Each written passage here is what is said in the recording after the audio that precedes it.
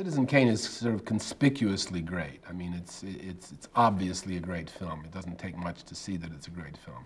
The construction, the sort of backward way it's told, the unusual way it's told. The construction is often, I think, what makes people sit up and say, whoa, this isn't like a normal movie, it must be great. It is. There's so many great things about that film that you run out of superlatives. It's such an intelligent movie. It doesn't play down to the audience even for a second. It lifts you up. It expects you to be intelligent. The direction, where he put the camera, how he chose to shoot it.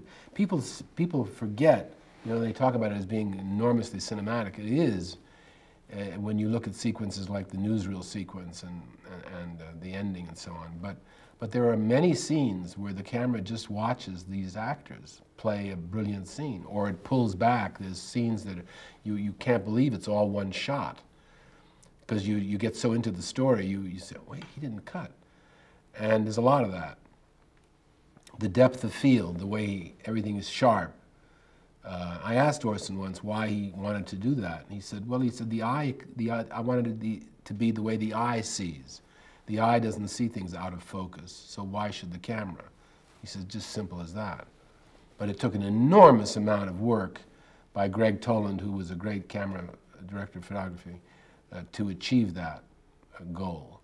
And then on top of all of that, there's this extraordinary performance which people seem to take for granted. I mean, Orson ages from 25 to 85 in this movie, and he's totally believable in every phase of it.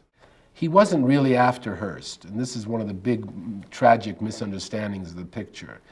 The picture wasn't about Hearst. It was about a press lord who was a little bit like Hearst, a little bit like McCormick from Chicago. McCormick is the one who built the Opera House and had a girlfriend who was a singer. It had nothing to do with Hearst.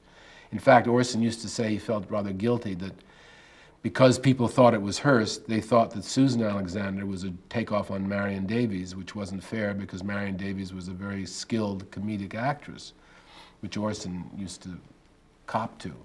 So there was a big misunderstanding, you know, and there's a famous story about Orson and meeting Hearst for the first time. By the way, there's been films even made that Orson and Hearst knew each other and that he was doing this deliberately to get back at Hearst. He never met Hearst until the film was entirely finished and he was in an elevator in San Francisco. And Hearst got into the elevator and he said to him, "Are you coming to the opening tonight, Mr. Hearst?" And Hearst said nothing. And Orson then said, well, Charles Foster Kane would come. Again, Hearst said nothing. And then as he was getting out of the elevator, Orson said, you know, Mr. Hearst, if you're not very careful, I might make a movie about you someday.